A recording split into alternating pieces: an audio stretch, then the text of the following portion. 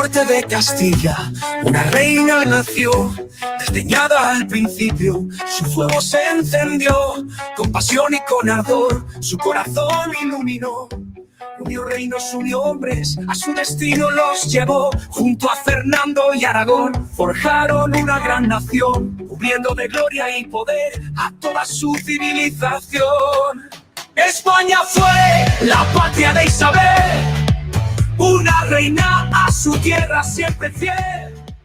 Tu nombre en letras de oro en el cielo brilla ya, en las estrellas y los mares, más allá de la inmensidad. Tu legado vivirá por toda la eternidad. Llevaste dignidad y saber, justicia y libertad. Una mujer de derecho, por encima de la ley. Honraste a tu corona, a tu patria ya. Fernando, tu rey. Inolvidable mujer, por tu fe y tu obra nadie te olvidará. Tu espíritu a los hispanos siempre nos guiará. Desde el puerto de Palos, tu sueño partió, con Cristóbal de pionero, a las Indias navegó, Isabel al nuevo mundo, de un infierno liberó, tu fe impulsó ese viaje sin igual, y en tu nombre España entera cruzó el ancho mar. A nativos oprimidos llevó la dignidad. España fue la patria de Isabel, una reina a su tierra siempre fiel. Tu nombre en letras de oro en el cielo brilla ya, en las estrellas y los mares, más allá de la inmensidad. Tu legado vivirá por toda la eternidad. Llevaste dignidad y saber, justicia y libertad. Una mujer de derecho, por encima de la ley. Honraste a tu corona, a tu patria ya. Fernando, tu rey. Isabel, reina de la hispanidad, tu nombre está escrito en América para toda la eternidad. En el cielo y en las olas, en cada estrella y en el mar, tu legado vive como ejemplo en cada mujer que reclama libertad. Isabel, mujer de derecho más que de ley, unidad, esperanza de justicia y de la verdad. Guerrera y diplomática, madre de una nación, a tus hijas enseñaste a leer cultura y educación. Una reina que en su tiempo impulsó la justicia y la razón. América y España unificó en una misma nación, uniendo sus destinos en un mismo corazón. Isabel, mujer fiel, con tu ejemplo dignificaste a España, América y toda mujer. Tu nombre escrito en los cielos está, en las estrellas y en el mar. Brilla sin cesar, tu legado jamás morirá. Isabel, mujer de derecho, antes que de ley. Tu corona morada brillará. Tu historia, tu espíritu y tu fe nos guiaron hacia la gloria y la libertad. Todo hombre es luz, la que brilla en las montañas, la que ante Dios su cruz. Isabel, Isabel, en tu historia está tu fe. Roma no te lo agradeció, pero el mundo nunca te olvidó. Uniste mares y mundos, tu ejemplo no murió.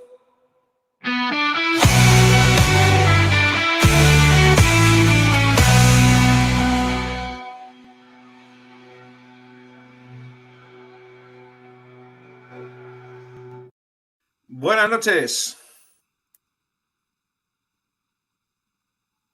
Buenas noches. ¿Cómo estamos? ¿Qué tal estamos? Muy bien. Aquí a ver si se suma la gente, porque hemos hecho una pequeñita prueba. Yo la he eliminado ya, así que no os preocupéis que no nos vamos a dar más la chapa Ahora estamos en vídeo, ahora estamos en directo total. Bueno. En vivo y en directo para tocar el tema este que tanto nos gusta, que tan necesario es, con nuestro amigo de Unión Hispanoamericana, y está en la descripción del vídeo, está el enlace a su canal para que os suscribáis y veáis cositas muy, muy, muy, muy interesantes. Así que no dudéis y no perdáis tiempo en suscribiros a su canal y a ver qué batalla tenemos que dar, ¿no? El título a sugerencia tuya, que es genial, es Hispanoamérica, 200 años en manos de de corruptos, cipayos y demagogos. Más que genial, es que es verdad. Lo más importante de las cosas es que sean verdad.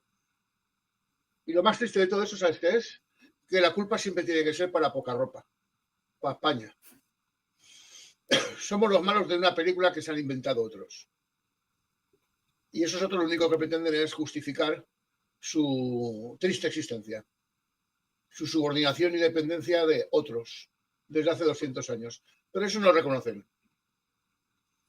Es mucho más fácil echar la culpa al enemigo extranjero que analizar lo que has hecho mal y lo que han hecho mal tus predecesores, ¿no?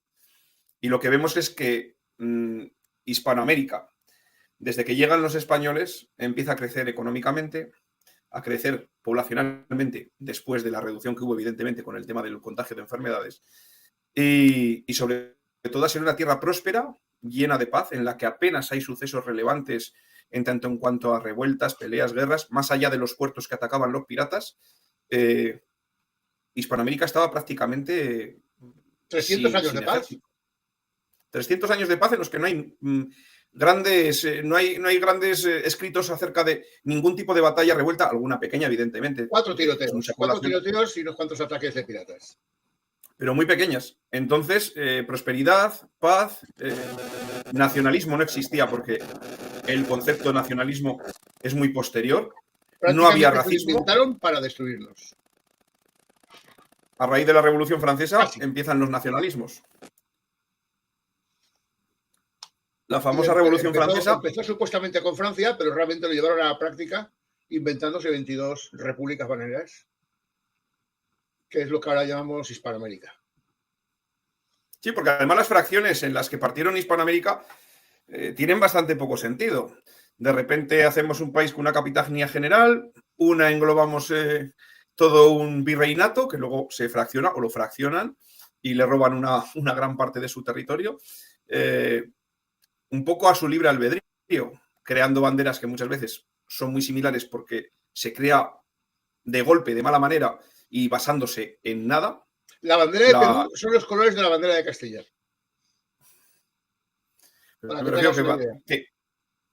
Me refiero que tienes el tema con Argentina y sus países vecinos, ¿no? Con la bandera argentina son los colores borbónicos. También, pero lo que me refiero, hombre, se basan todo porque tenían que crear algo de la nada. Y algo artificial. Y por eso está tan mal delimitado, es tan extraño. El caso es que después de 300 años de paz, de prosperidad, donde había industria, que ahora nos quieren decir o nos quieren meter en la cabeza que allí donde han estado los españoles, los católicos, no había industria, había atraso. Sí. Cuando llegan las independencias, se cargan aquellos sitios donde se hacían los barcos, donde se hacían las armas, donde había industria textil, donde había industria de todo tipo. Si es que tenían imprentas, tenían de todo. Y poco más o menos que nos quieren vender una imagen de que eran unas plantaciones, no de algodón, pero muy similares. Es la imagen que nos quieren hacer comprar, ¿no? Y no tiene nada que ver con ello. Había industria y una industria rica. Había comercio, parte legal y parte ilegal. Si ahora se trabaja fuera del mercado legal, entonces mucho más fácil, evidentemente. Pero era una industria que le interesaba al mundo anglosajón cargarse por completo, porque así no habría competencia. Tendrían que comprarle todo en el mercado a Inglaterra. Yo he oído a mexicanos que se quejaban de que es que no nos dejaban plantar vid para que el vino no lo produjéramos nosotros y tener que comprarlo en España. Y a chilenos lo mismo. Y he dicho, ya, pero todo lo demás lo suministrabas tú, por una parte. Y por la otra, luego, ¿qué te ha quedado? Después de la independencia, ¿qué ha sucedido? Ha sucedido que solamente puedes producir materias primas y todos los productos elaborados, todas las manufacturas, tienes que comprarlas sí o sí a los anglosajones. Pues has quedado en una posición mucho más dependiente y mucho más subordinada de lo que estabas anteriormente. Y luego hay que señalar que la famosa solidaridad entre provincias que tenemos en este país cada día menos, claro, porque hay que dar privilegios a los socios de gobierno, es algo que ya existía en toda Hispanoamérica. Había zonas donde había centralizada una serie de industria muy próspera y muy rica y existía la solidaridad entre provincias. Se donaban dinero de allí donde se generaba para mantener los gastos, pues ya sabemos, todas las infraestructuras, todos los hospitales, universidades, caminos, porque acto seguido de desaparecer los españoles de allí, entiéndase, en Nueva 10 España, años que ya era había... muy rico, financió el crecimiento, el desarrollo del Río de la Plata, de Chile, de Nueva Granada. En solo 10 años los caminos dejan de funcionar prácticamente. Sin supervisión, sin mantenimientos de casas de postas. 10 años, ¿eh? En México. Solo 10 años. 10 puñeteros años. Ya lo decía Bolívar. Hemos arado en el mar y sembrado en el viento. ¿Cómo continuaba? Así, el único bien que hemos obtenido es la independencia, a costa de todo lo demás. Eso de a costa de todo lo demás, ¿sabes lo que significa? Continuaba Bolívar diciendo que lo único que queda en este país es emigrar. Fíjate lo La que significaba independencia todo de lo demás. España, la independencia de España y la dependencia por completo de los anglosajones, de Inglaterra, que allí donde ha pasado, pues como el caballo de Atila. No vuelve a crecer la La hierba. industria de tiro de Quito la arrasaron toda. Quito era un emporio de industria textil. Y ya no quedó nada, lo arrasaron todo. ¿Sabes? A ti te lo han dicho 1000 veces que el mejor amigo del hombre es el perro. ¿Verdad? Pues es Sí. mentira. El mejor amigo del hombre es el chivo expiatorio. Porque es de lo que tú te vales para justificar tu mediocridad. No tú.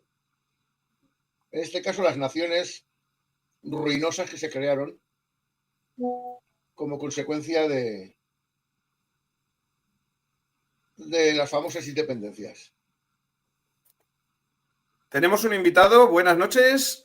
Está incorporándose. No ha activado su cámara y su micrófono todavía.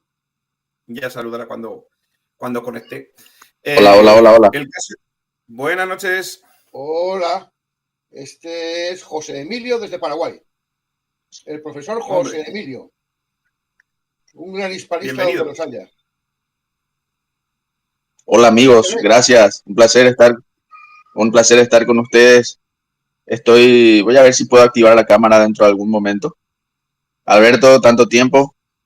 Sí, y no ¿cómo se llama y el amigo David, ¿de dónde eres? Regular, sí. De España, La Rioja. Ah, qué gusto, qué genial. Te saludo desde Luque realmente, Luque, Paraguay. Luque, yo pensaba que eres de Asunción. Luque es la segunda capital del Paraguay. Está pegada prácticamente a Asunción. Está en las afueras de Asunción. Aquí sería algo así. Aquí el amigo David es donde se produce el mejor vino de España, uno de los mejores, por lo menos los más famosos. El Tempranillo. El Tempranillo es la variedad de Tempranillo se plantan de forma generalizada, sí. Eso es más de toda España, ¿no? El Tempranillo. No, es la variedad de la ¿La Rioja también? Sí, Tempranillo es la variedad de la vid. Luego el tipo de vino que hagas, pues ya depende de más factores. Pero sí que el Tempranillo es muy común. Había un vino acá, no sé si es una cuestión de marcas, pero un Tempranillo que tenía también una mezcla de otras uvas. Creo que garnacha o algo así. Garnacha. Sí, era algo así como 75% Tempranillo y el resto era garnacha, creo que, no estoy seguro. Pero era muy... la uva, el vino para hacerlo cogen uvas de un tipo y de otro, e incluso de una zona y otra para darle según qué tipo bueno, según el envejecimiento que se le quiera dar y el punto que se le quiera dar. Aquí, por ejemplo, La Rioja, que es una comunidad muy pequeñita, que en 1 hora y media te has pasado de punta a punta, pues de la zona alta a la zona baja, pues son diferentes tipos de vinos. Entonces, cuando se quieren hacer vinos más tipo reserva, gran reserva y demás, se utiliza pues de una zona u otra, y los vinos más de La Rioja Alta son para vinos más jóvenes del año o crianzas. Pero eso ya son detalles. Siempre se mezclan las uvas. Nuestro amigo Emilio, que nos está viendo desde Manises, en Valencia, nos pregunta cómo te llamas.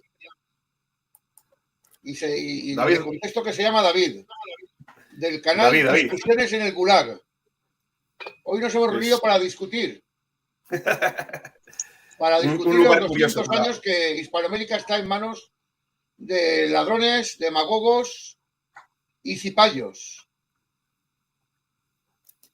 Es una auténtica pena la evolución que ha tenido, ¿no? Y sobre todo, mira, a raíz del vídeo que hice así un poquito en calentito, cortito y creando un poco polémica, me entró mucha gente de México con lo que ahora llaman creando hate, ¿no? En lo que ahora dicen creando hate. Y es que al final todo este discurso de estos demagogos, de estos sinvergüenzas, de estos malos gestores, que utilizaban, como bien decías, el chivo expiatorio de España, al final cala en la población en general. Y es más, ya no voy a quedarme con la población que es menos letrada o que conoce menos la historia o que tiene menos cultura. No, es que al final ese discurso repetido año tras año, dado desde la infancia hasta la vejez, al final termina calando, así como otros asuntos como el feminismo y otras historias que lo están metiendo. Al final de tanto repetirlo desde pequeñitos, en la escuela, en todos los medios de comunicación y constantemente los políticos en sus discursos, pues al final consiguen que llegue a calar. Y es una auténtica pena que la gente en Hispanoamérica reniegue de una parte de sí misma, ¿no? Porque es como suelen decir, negar de tu madre, ¿no? Y como dice negar de tu madre. Y como dice el profesor Zunzunegui, que me encanta, la verdad, también un gran hispanista, que cómo le mientas la madre al español en español, rezas en español, al Dios español. Entonces, que tiene mucha gracia esa contradicción, ¿no? Pero han conseguido calar y meter odio en la gente, un odio, una endofobia, porque no deja de ser una endofobia parcial, y buscar en España que precisamente, pues, hemos tenido 200 años de no mucha abundancia tampoco. Uh-huh. Es así, es un chip que se instaló. En Paraguay? ¿Perdón?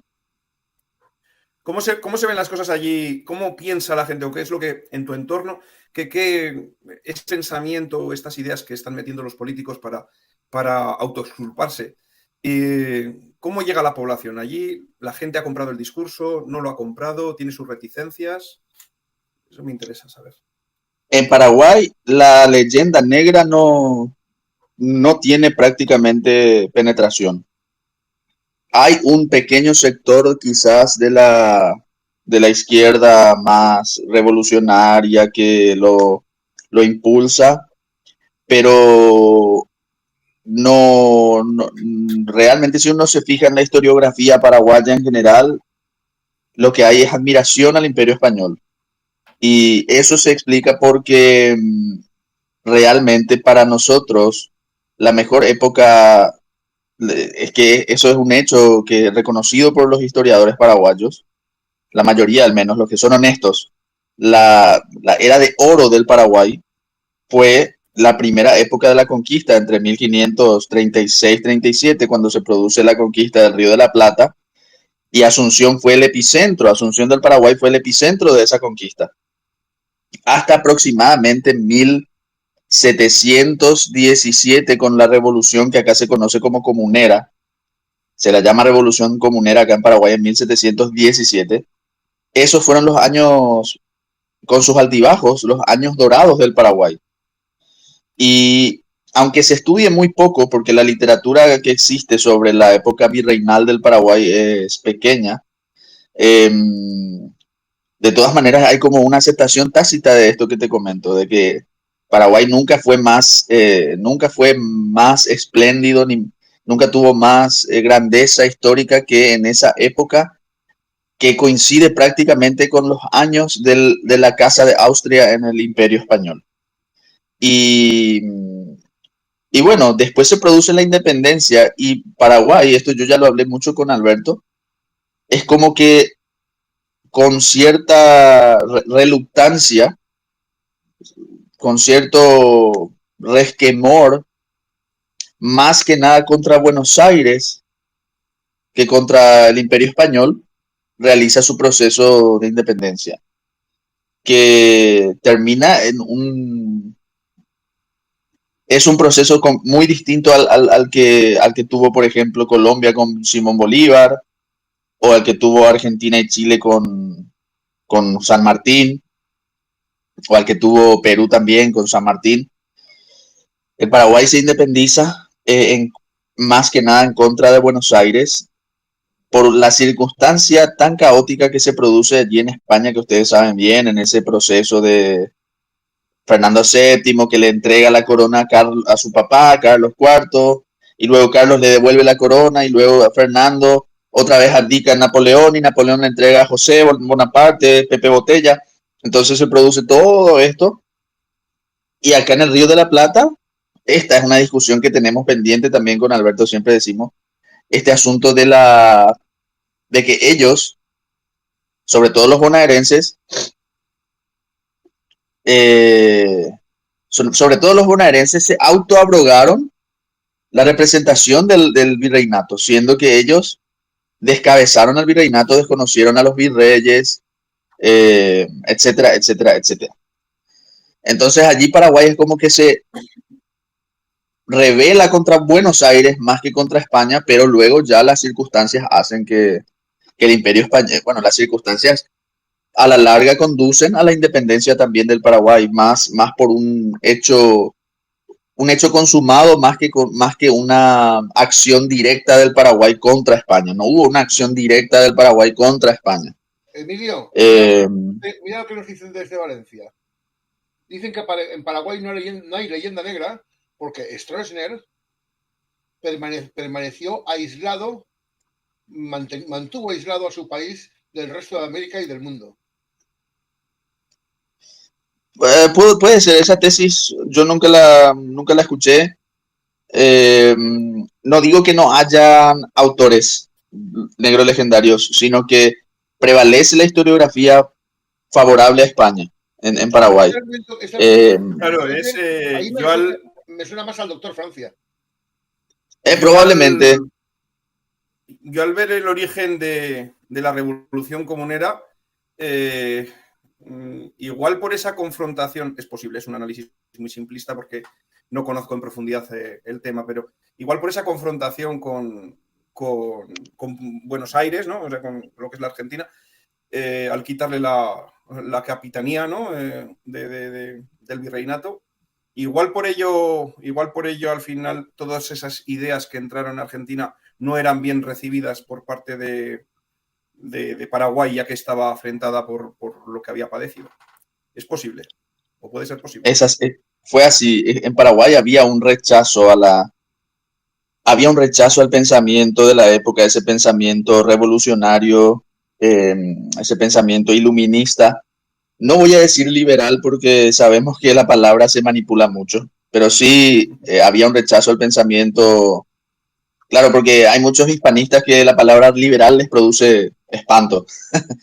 Y no, ya hablamos también de eso con Alberto. Yo soy católico, yo tengo mis posturas al respecto, pero en fin, no viene al caso el asunto de la palabra liberal, como bien explica también Alberto, no necesariamente tiene que ser lo que, a ver, surge en España, la Escuela de Salamanca, un pensamiento que podría llamarse de la libertad, el pensamiento de la libertad, que es muy propio del ethos. Sí, para no espantar, digamos, de la libertad. La palabra libertad es una palabra que a todos nos cae bien, supongo. Y inclusive si uno lee el Quijote, Don Quijote de Cervantes, el Quijote es una oda a la libertad. El Quijote es una oda a la libertad. Más allá de que el personaje no está tan, no está en sus cabales, Y a pero las es una oda consecuencias de a la la libertad. libertad. Y a las consecuencias Y de la libertad, que eso es lo bueno. sí, sí, digamos que sí, digamos que sí. No está en sus cabales el Quijote, pero al fin y al cabo, él muere y su muerte es la muerte de un caballero. Todo el mundo decía, bueno, estaba loco, pero era un loco lindo. Estaba loco, pero era un loco lindo. Y un loco querible. Y él muere loco, pero querido por todos. Y es una... esa es España, la libertad. España al final es libertad. Sin que, ojalá que no me malinterpreten los, porque me van a malinterpretar y me van a decir, ya sos un liberal ahora. No, no, no, no, yo no estoy diciendo liberal, estoy diciendo libertad, no estoy diciendo liberalismo. Y entonces, volviendo al tema, las ideas revolucionarias, las ideas iluministas, un falso liberalismo si se quiere, un falso liberalismo si se quiere, eh, estaba penetrando en Hispanoamérica, que no es la libertad que pregonaba la escuela de Salamanca, no es la libertad que pregonaba España desde su incepción histórica con Alfonso el Sabio. El rey Alfonso el Sabio inclusive ya hablaba de la libertad. No es esa libertad, es una falsa concepción de la libertad, que proviene del pensamiento francés, etcétera, etcétera. En fin. Entonces los paraguayos eran enemigos de esto y inclusive cuando se produce la revolución en Buenos Aires, eh, las tropas paraguayas ocupan Corrientes. Este episodio quizás a muchos les parecerá controvertido, pero las tropas paraguayas ocupan Corrientes en 1810, creo, o 1811, y en la plaza pública de Corrientes traigan los libros revolucionarios y quémenlos acá. Viva el rey. Viva el rey Fernando VII, viva España, traigan todos los libros revolucionarios. Y se quemaron frente a la plaza todos los libros que ellos consideraban, los paraguayos que estaban en Corrientes, que consideraban que eran libros revolucionarios contra el imperio español, se quemaron en la plaza de Corrientes. Libros negros legendarios, libros lo que sea, se quemaron ahí. Un episodio que los correntinos recuerdan mucho. Y bueno, esas ideas revolucionarias eran resistidas en el Paraguay. Y toma el poder el doctor Francia. Quizás a él es a quien se refiere un comentarista que Alberto me mencionó recién. Y el doctor Francia cierra el Paraguay herméticamente por casi 30 años. Desde 1814 hasta 1840 son 26 años de aislamiento. No, nunca es un aislamiento total, pero sí un gran aislamiento. No existe el aislamiento total, pero es un gran aislamiento. Y en esos años es como que se produce una... Paraguay evita el contagio revolucionario. Paraguay evita el contagio revolucionario, pero a la larga se produce el choque de las civilizaciones y llegamos a la guerra de la Triple Alianza. No es necesario hablar de ese asunto, pero tarde o temprano se iba a llegar a eso y se llegó a eso, eventualmente. No podían coexistir bajo el mismo techo las dos ideas que eran tan radicalmente opuestas. Y bueno, por eso es que Paraguay no penetró. Leí recientemente sobre esa guerra porque no la tenía mascada. Hay que contar que para los hispanoamericanos, que sepan que, aunque a ellos no les hayan enseñado mucha historia del periodo español, ¿no? Del periodo en el que, esos 300 años, ¿no? De que la España se creó a un lado y al otro del mar, a los españoles, en los institutos, en los colegios, no nos han enseñado nada, pero nada, ni de la historia conjunta como una sola nación, ni posteriormente a las independencias. De hecho, la mayor parte de todo este temario, de todos los que nos gusta, o sea, que conocemos un poquito de la materia, es porque nos hemos formado después. En los institutos, en los colegios, no se habla. Se pasa desapercibido. Sienten esa leyenda que ha calado por muchas partes. Perdón, David. ¿Dime? Mira lo que pone Alberto ahí. A ver, un momentito. Estoy en la otra. En la imagen, no sé si logras ver. Sí. El amante liberal de Miguel de Cervantes. De sus novelas ejemplares.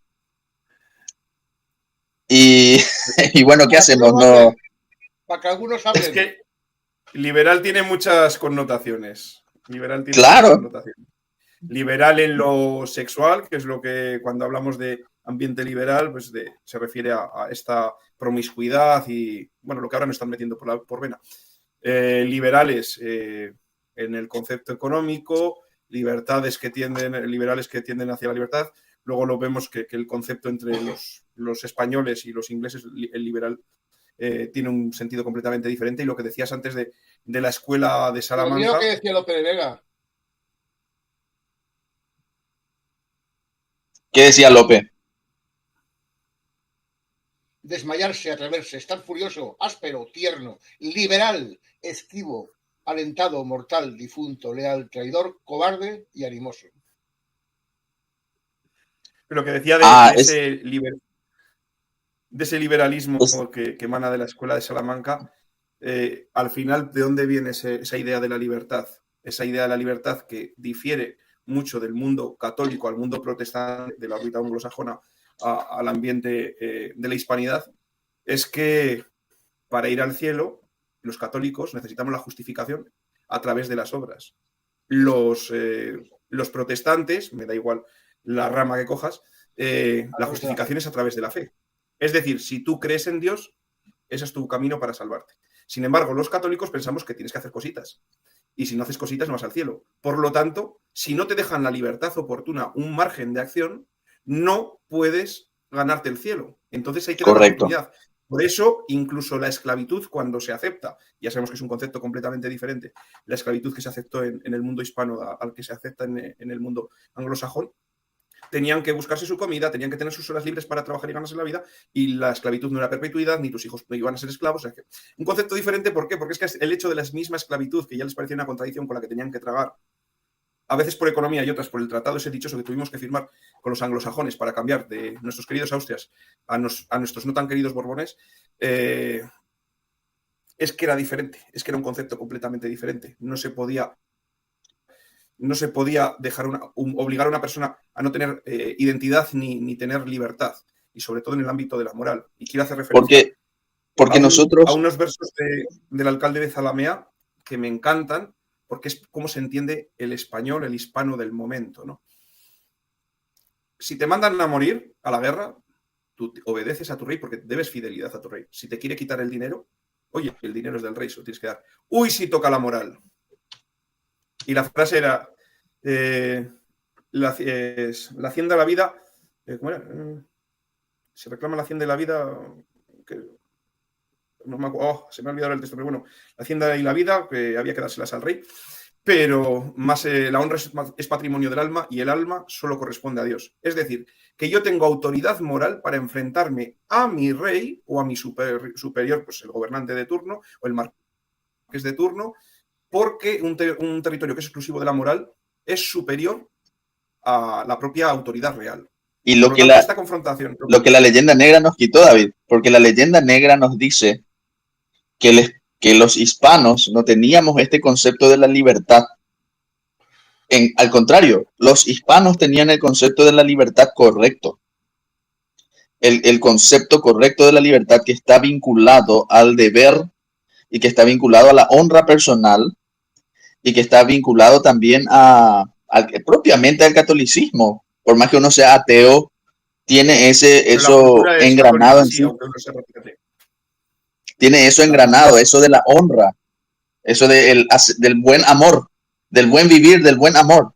O sea, es algo que, en cambio, para el anglosajón o para el franchute, el francés, la libertad es peligrosa. Ellos no creen en una libertad auténtica.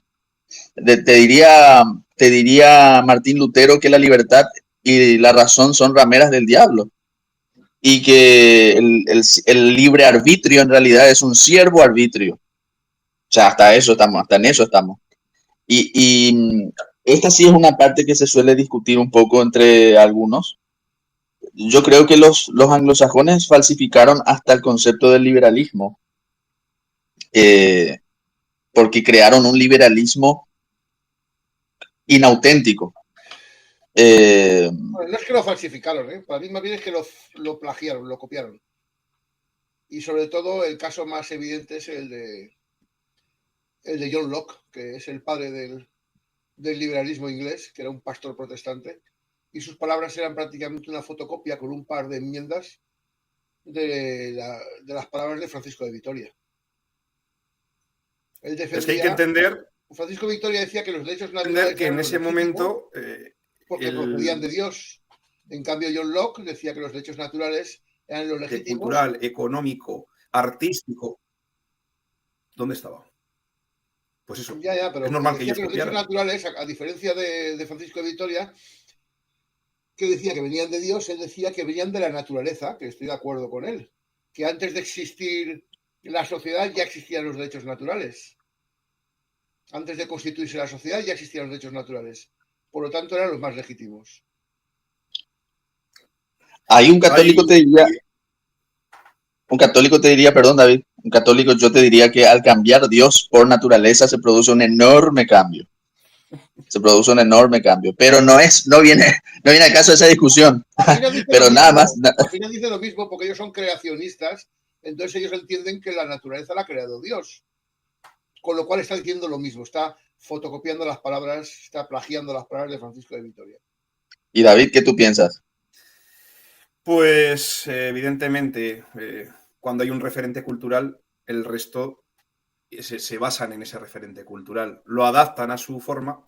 Lo que pasa es que me ha hecho mucha gracia que proviene de la naturaleza porque me ha acordado mucho del libro de El Marqués de Sade. Si quitamos a Dios de por medio, porque Dios al final es una autoridad superior, ¿por qué una moral es superior a la otra? ¿No? Que era lo que al final en lo que incide el libro. Yo te diría que por la razón. Y otro te diría que por el placer, y otro por el poder, que el más por la fuerza. El que tiene más fuerza, el que tiene más poder, es en la naturaleza, es el que termina imponiendo su voluntad, ¿no? Que también es algo bastante natural. Esas son discusiones filosóficas interesantísimas que se pueden tener. Yo no me opongo a tenerlas. Pero claro, pero y quizás ayudan también a comprender el ambiente intelectual de la época, el ambiente intelectual de la época revolucionaria, porque lo que se produjo en Hispanoamérica son revoluciones, no son ahora se reemplazó la palabra revolución, y si ustedes leen los textos en Hispanoamérica no dicen revolución, dicen la guerra de independencia, o dicen los movimientos de independencia, o las guerras de emancipación. Es que una revolución y la palabra correcta. Algo. Y para evolucionar. ¿Sí? El tema está que Hispanoamérica lo que ha sufrido tras sus independencias ha sido una involución. Claro, pero la palabra se contradice. Pero la palabra, perdón, sí, esa frase guerra civil no aparece. Y esa frase revolución fue de a poco desapareciendo porque revolución en Hispanoamérica tiene un mal tinte, tiene una connotación negativa que es propiamente de revolución de ir en contra de algo que está bien, que generalmente está bien. O sea, la palabra revolucionario en Hispanoamérica no es que tenga tan buen sabor de boca, tan buen bouquet, dirían los franceses. No deja un buen bouquet esa palabra acá, lo de revolución.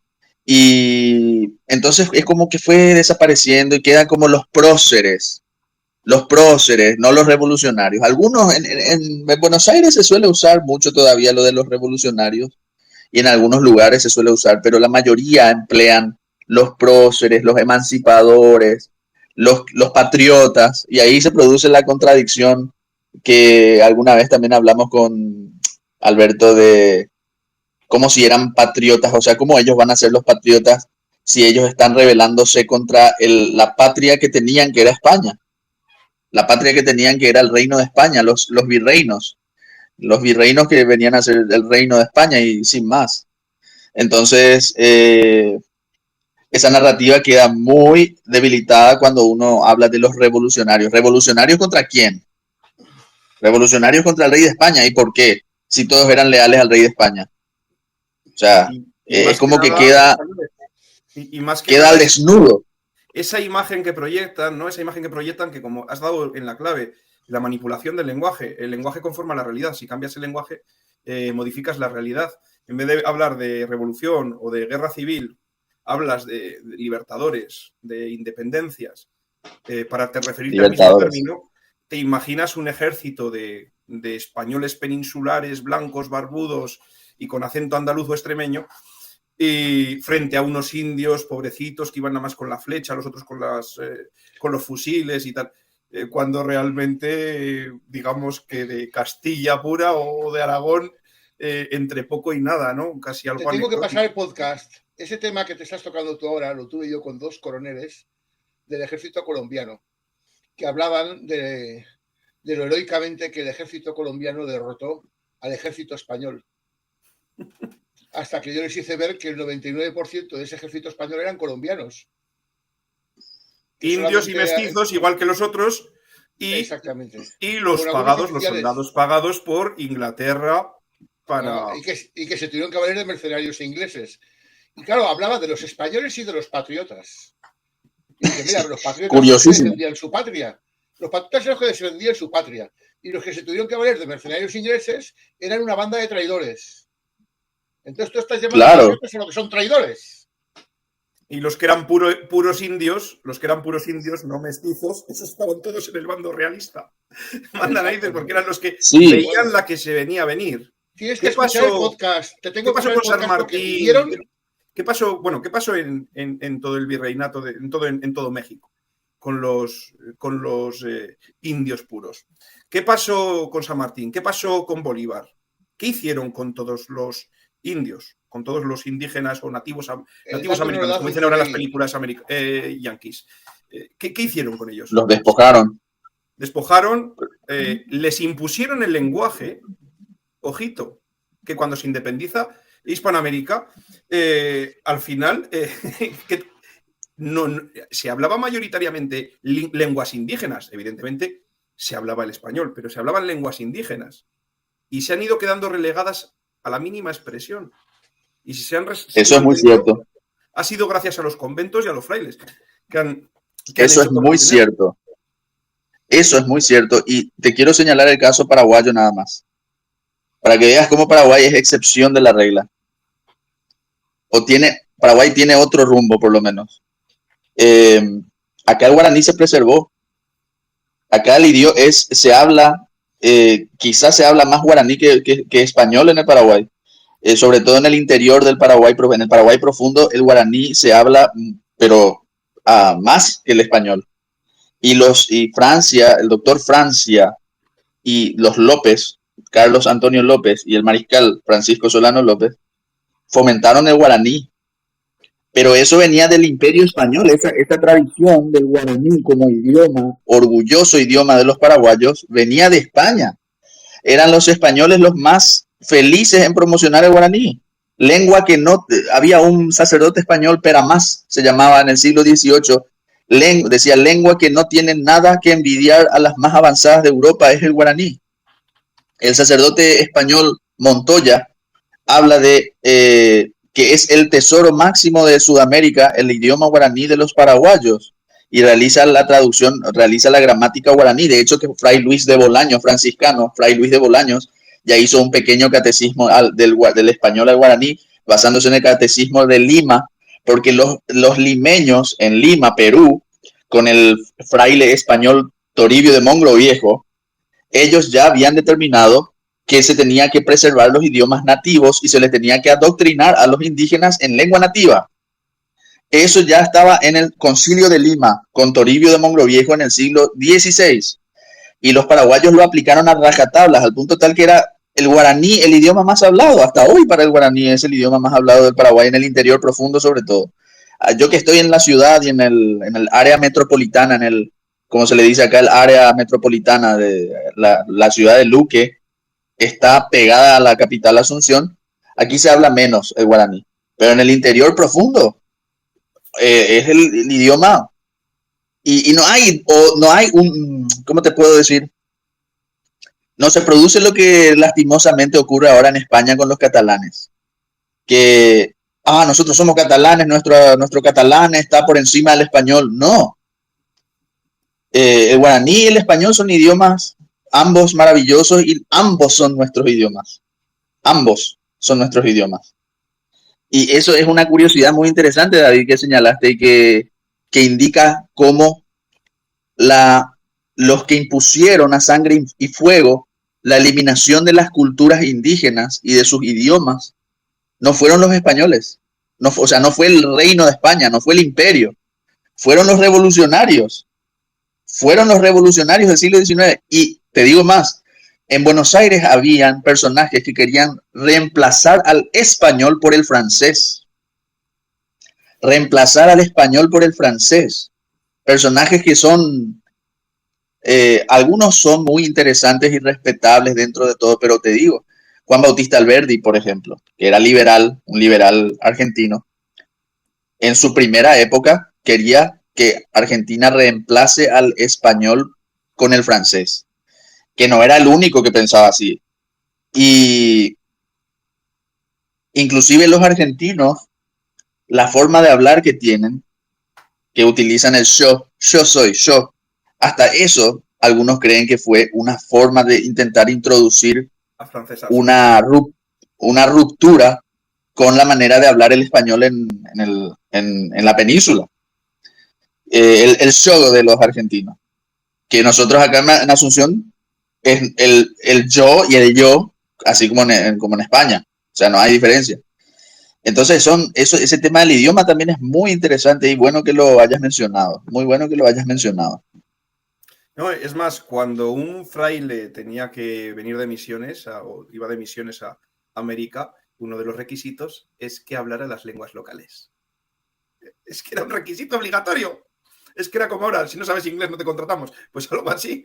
Hasta que no sabían las lenguas locales no podían ir de misión porque para entender el mundo y la concepción de esas tribus, de esos pueblos, había que entender su lengua, ver cómo entienden el mundo, su concepción, igual que aprendían su mitología para poder asemejarles y enseñarles las similitudes porque, claro, empezar de cero es muy difícil, tienes que partir de una base y partían de explicarles y adaptarles sus propias religiones previas. Por eso hay unas pequeñas diferencias en la religiosidad en Hispanoamérica y en la península, ¿no? Tiene sus peculiaridades. ¿Por qué? Porque al final son adaptaciones que se hacen para intentar cristianar un pueblo que tenía otras religiones muy diferentes y complejas, ¿no? Entonces hay que entender eso. Desde la ruptura de España, vemos que los países no funcionan, vemos que en general los países tienen un montón de problemas, vemos que los países, en vez de prosperar como estaban haciendo hasta entonces, se ven sometidos, hay cada vez peor distribución de la renta, a los indios se les persigue, se les quita sus tierras, se les quitan sus derechos. O se los utiliza como carnada política, el indigenismo, que también es simplemente utilizar al indio. No es que les interese el indio realmente. Vemos que van perdiendo, ¿no? O sea, que se van destruyendo, que no es una sociedad que no es una sociedad mejor que la que estaba antes. Entonces, empiezan a aparecer una serie de líderes, de caudillos, de libertadores, vendehumos, que solemos decir en estos momentos. Lo de siempre. Vendehumos. ¿Hablamos de alguno de los más significativos? Yo estoy dándole vueltas a la actual presidenta de México. Ese tema está interesante. La que su padre es azteca y su madre tolteca. Sí, azteca de Lituania. México de Vilnius. Quisiera que vieseis un documento que le tengo preparado a la sujeta. Pero qué cosa, ¿qué? ¿Cómo se puede ser tan demagogo? Aprendiendo del mejor. Claro. Del santanderino. Del santanderino. Por lo visto era un figura para esas cosas, para engañar a la gente. Y esto, ¿sabes qué es? Esto se resume en una frase. Ay, México, querido, tan lejos de Dios y tan cerca de Estados Unidos. Es así de sencillo. Ay, México querido, tan lejos de Dios y tan cerca de Estados Unidos. Porque es un rechazo, es un constante rechazo de sus propias raíces, es un constante, porque lo azteca que pretende la señora presidente de México, Claudia Sheinbaum, el aztequismo que ella pretende, no es México. El aztequismo que ella pretende es una falsificación histórica. Los aztecas eran el imperio, y yo no soy un experto en historia de México, lo poco que conozco lo aprendí de algunos autores muy interesantes, pero, claro, por supuesto, España liberó a América del infierno azteca, es que es así. Que los aztecas llevaban 100 y pico años, que llevan 100 años, 200 años que habían llegado. Apagar vuestros Sí. micros un momento. Apagar vuestros micros un momento. Los micros, no la cámara.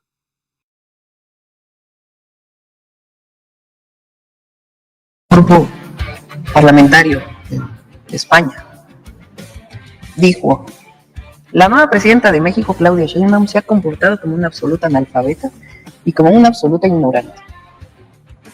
Y aseguró que los españoles jamás vamos a pedir perdón. Pero miren esto. Y mucho menos por hacer las cosas bien. Frente a tribus como incas, aztecas o mayas, que venían de una cultura horripilante. Esta visión de que desde Europa vinieron a civilizar, que durante mucho tiempo se enseñó incluso así aquí en México. No, hubo matanzas, tan solo la del Templo Mayor. Aquí justo estamos en este lugar, en donde se ordenó en una fiesta acribillar a niños, familias, pero es esta visión de que no tienen que pedir perdón porque vinieron a salvar a las mexicanas y mexicanos, que no se llamaban así, mexicas, y de otras culturas, naciones, que vivían en nuestro territorio. Entonces nosotros vamos a seguir insistiendo en ello.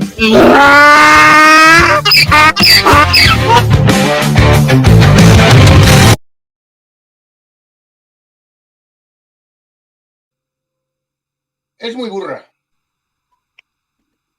Es muy Yo es burra. que no sé. No sé.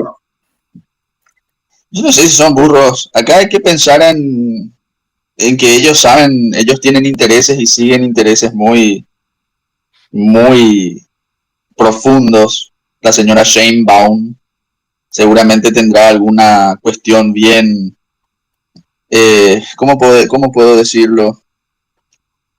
Tendrá alguna cuestión arquetípica en su interior que le lleva a odiar al Imperio Español.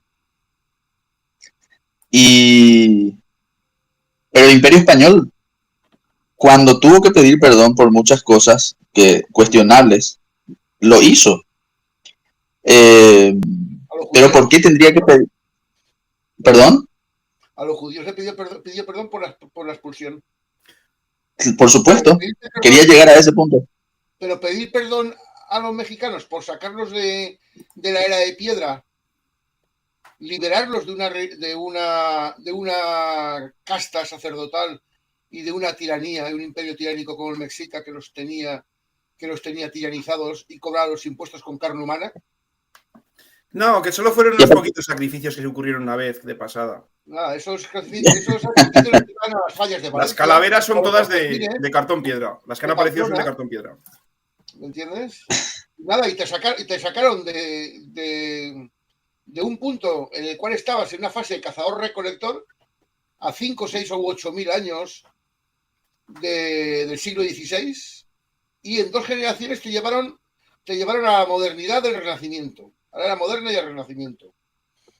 Quitando el imperio, no vamos a llamar el imperio porque no lo voy a llamar ni imperio, porque es una ciudad o 2 ciudades que dominan al resto en lo que es México.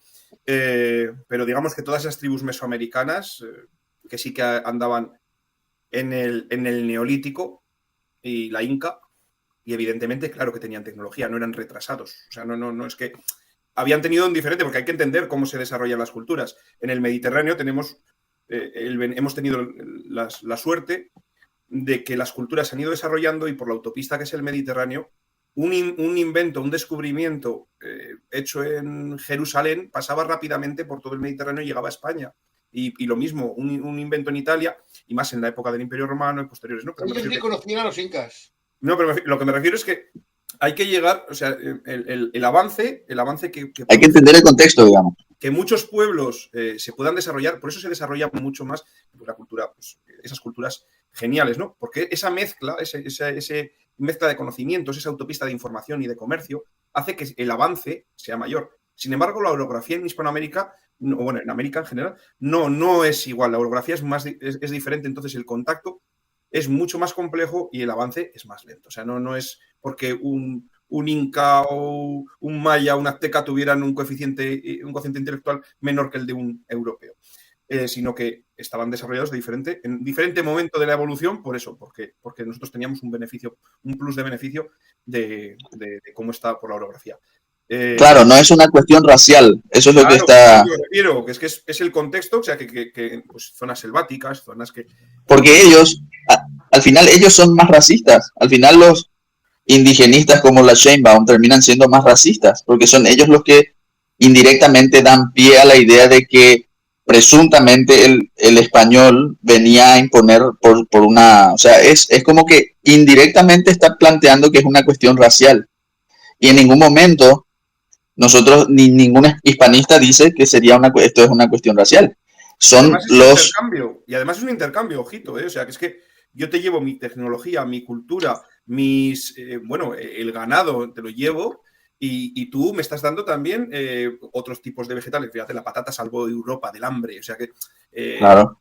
El maíz, o sea, me refiero que traes el tomate, o sea, que ¿cómo conocemos? O sea, España o el entorno mediterráneo sin la patata, sin el tomate, es que no tendríamos cultura gastronómica. Es que... No, pero ten en cuenta una cosa, ellos tenían la patata, ¿vale? Y el tomate, pero carecían de agricultura y ganadería intensiva. Quitando algunos pueblos, sí. Quitando algunos pueblos de forma mayoritaria ninguno tenía agricultura intensiva. Tenían agricultura. Me refiero que el cacao. Carecían de herramientas de cultivo. Mientras un europeo te hacía 10 o 20 hectáreas, un americano no te hacía ni una. Claro, porque tenían diferentes... Pero también hay que decir que la guerra contra la conquista española es una guerra, la guerra, digamos, intelectual, la guerra de los progresistas, de los revolucionarios contra la conquista. La leyenda negra es simplemente querer arrebatar a España la victoria absoluta que tuvo sobre el resto de los países europeos. Porque descubrir América es la proeza más grande que el hombre realizó en todos los tiempos. Ni siquiera llegar a la luna, porque ¿qué se sacó tanto de la llegada a la luna? Más que decir, llegamos a la luna, bueno, ¿y qué? En cambio, el descubrimiento de América, con todo lo que implicó el descubrimiento de América, descubrir nuevas culturas, nuevas civilizaciones. ¿Cómo? Que te olvidas de la vuelta al mundo. Y ese fue el corolario, Según los anglosajones siguen enseñando que Drake fue el primero que dio la vuelta al mundo. Sí, siguen diciendo. ¿Sabes cuál es el truco? ¿Sabes cuál es el truco de ellos? Ellos dicen que Drake fue el primer capitán que terminó una vuelta al mundo, porque Magallanes murió por el camino.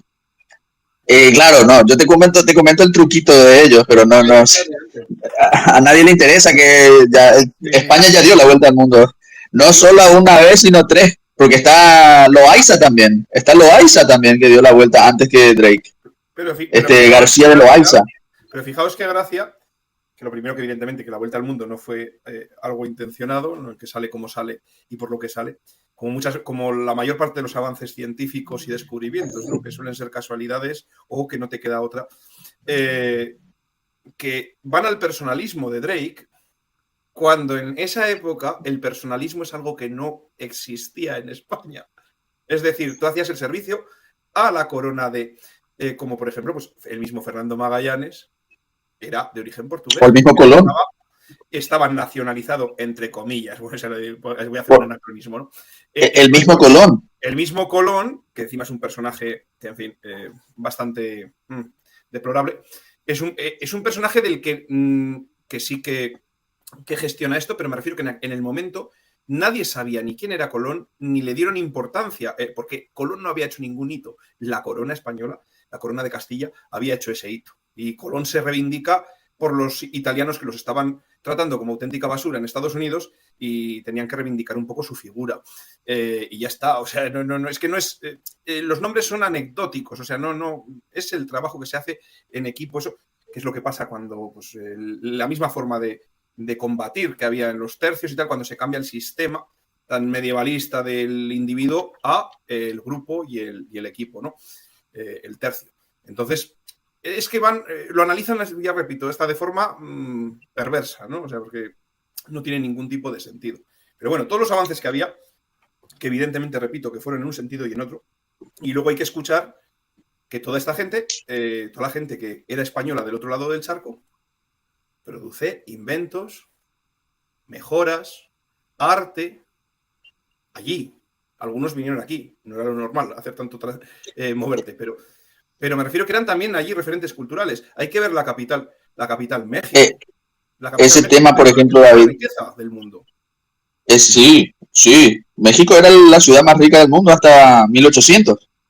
Pero, a ver, ese tema que estás diciendo, el descubrimiento de América, pero también es el descubrimiento de Europa. Hay un autor, Esteban Mira Caballos, que habla mucho de eso. El descubrimiento de Europa, porque España no solamente llevó civilización al Nuevo Mundo, sino que del Nuevo Mundo trajo y elevó ante Europa a todas esas culturas que encontró. Y parece tan poca cosa, pero el tomate, eso que está mencionando, el tomate, la papa, parece tan poca cosa para nosotros, pero en ese momento era un inmenso descubrimiento. En ese momento descubrir la papa era como descubrir la vitamina C en el siglo XX. Era increíble. Y todas esas culturas nativas, cuando van a la corte española, los indígenas, que se podían encontrar directamente con los reyes, tenían esa potestad de encontrarse directamente con los reyes. Es todo un evento, es todo un acontecimiento cultural que la misma corona promovía, la misma corona mostraba al mundo. Miren, no como algo de zoológico, sino como algo de valía, algo que verdaderamente era cultura. O sea, los españoles son los creadores también, el Imperio Español es el creador de ese intercambio cultural, que hoy en día en Europa hablan tanto del Erasmus y de todas esas cuestiones. Es España la que introduce ese intercambio cultural que nadie antes jamás pensó. Y luego, volviendo al tema de la presidente Sheinbaum, hay que ver si ellos le piden, porque la corona española pidió perdón en donde correspondía, pero hay que ver si ella le pide perdón, si le exige disculpas, digo bien, a otros reinos o a otras coronas o a otros países. Es fácil pedírselo a España, porque España ya hizo en su momento las peticiones de disculpas donde correspondía. Pero ¿será que el Imperio Británico le va a pedir disculpas a México? ¿Será que el Imperio Francés le va a pedir disculpas a México? ¿Será que Estados Unidos de Norteamérica le va a pedir disculpas a México? ¿Por qué se concentran con los españoles? Y sobre todo, ¿será que la señora Sheinbaum va a hacer sus pedidos en idioma nativo de los antiguos mexicas o de los antiguos tlaxcaltecas o totonacas o como se llamen? ¿O lo va a hacer en español? Son cosas tan contradictorias y se vive con un rechazo a uno mismo, porque nuestra mitad hispana, nosotros como hispanoamericanos, nuestra mitad hispana es tan importante como la otra mitad mestiza o la otra mitad indígena, digamos. O sea, no se puede vivir... ¿Cómo? ¿Y ha visto la portada de la revista El Jueves? ¿Esa qué revista es, Albert? Es una Una revista satírica satírica española. que antes era de izquierdas y metía caña a todos los sitios y ahora es directamente algo aberrante. Tiene portadas como especial hijos de puta y sale pues empresarios, curas y tal. No saca Sí. ningún político socialista. No, socialistas ninguno, ¿eh? Ni sale Evo Morales el pedrasta, ni sale la mujer del presidente, o la mujer, bueno, o lo que sea, la mujer del Y mira presidente cómo Sánchez. representa a los españoles. Sí, sí. Con el cerdo, goteando la nariz, aquí un cura que parece un muerto viviente. Un zombie. Pero ahí quiero agregar una cuestión que mencionó David. Es cierto que nosotros no creemos en las doctrinas anglosajonas de la raza, porque los anglosajones sí que creen en la doctrina de la raza, hasta hoy creen en eso, no se dejan de eso nunca. Pero está quitando de la cabeza toda la ideología esta progre, precisamente Sí. en el aspecto racial, que promueven tanto la no discriminación. Lo que están haciendo es demostrar que les ha costado 500 años aprender la lección que nosotros llevamos 500 años enseñándoles. Pero no aprenden del todo, porque viene a ser un racismo invertido lo que hacen. No dejan de ser racistas. Pero ese es para otro programa, mi querido Ale. Es que juegan la baza progre de la discriminación positiva. Ese absurdo ridículo. Que en esa etapa que se inventa una discriminación contraria a la que había. Y en esa etapa que mostraste, y este va a ser mi última intervención ahora porque me tengo que retirar domingo. En esa etapa que mostraste, los presentan a los españoles como andrajosos, roñosos, nosotros despelechados diríamos acá. Sí, sí. Y David mencionó un tema que viene a ser lo del asunto racial. Para nosotros, la raza como hispanos, nunca fue algo fundamental. Es importante, seguramente tendrá su importancia, pero no es lo fundamental ni lo primordial. Pero, ahí voy a añadir un pero. Los indígenas consumían carne humana. El consumo de carne humana, esto está comprobado. Está comprobado porque hasta hace poco había todavía tribus en el Asia que consumían carne humana. Hasta hace 50, 60 años se los encontró, 40 años atrás se los encontró. Y está comprobado que les producía severas enfermedades de la piel y severas enfermedades cerebrales el consumo de carne humana. Les producía severas enfermedades de la piel y cerebrales. Entonces, en esa imagen, los andrajosos, los despelechados, los roñosos, no van a ser los españoles. Pero 100%. Por el mero hecho de que los indígenas eran los que comían la carne humana. O sea, ese factor de la antropofagia que no hay que sacarlo tampoco de contexto. Seguramente los aztecas lo hacían de una forma masiva, sin duda. Habían otros que lo hacían de forma ritual. O sea, nosotros no queremos crear una especie de ¿cómo? De demonización. Claro, no queremos una demonización del aspecto de la antropofagia. Pero sí existió esto, era en gran extensión, y el daño que producía el consumo de carne humana es notorio, producía daños físicos, mentales. Es más, ¿quién te dice que no fue por el consumo de carne humana que los aztecas ya estaban sufriendo de todo tipo de enfermedades que les estaban causando terribles bajas poblacionales antes de la llegada de los españoles? O sea, la escala del asunto de la antropofagia es mucho mayor. Repito, no es una demonización, no es que estamos creando un hombre de paja, un espantapájaros donde disparar, no es eso, pero no es un tema menor. La antropofagia no es un tema menor. Y aunque los progres o los revolucionarios quieran considerar que es una mera nota a pie de página, no es una nota a pie de página la antropofagia. No es. Los daños que causó fueron inmensos. Y bueno, lastimosamente les tengo que dejar por hoy, amigos. Espero que podamos reencontrarnos próximamente con un poco más de tiempo. Y nada, un placer conocerte, mi querido David. Un gustazo escucharte. Igualmente. Y al querido Alberto, que ya lo conozco hace un tiempo y seguramente seguiremos haciendo más encuentros. Por supuesto, placer. Emilio, no lo dudes. Un abrazo, amigos. Hasta pronto. Saludos a la familia. Pues me ha gustado mucho uno de los productos que ha tocado, que es el del chocolate, el cacao, vaya. Fíjate qué ejemplo más bello, ¿no? ¿Sabes lo que pidió Se trae el cacao, se trae la planta de allí y se produce el chocolate. Un concepto diferente al que tenían, al uso que le daban allí, ¿no? Entonces, lo último que pidió el cura Hidalgo antes de que lo fusilaran. Un vaso de chocolate.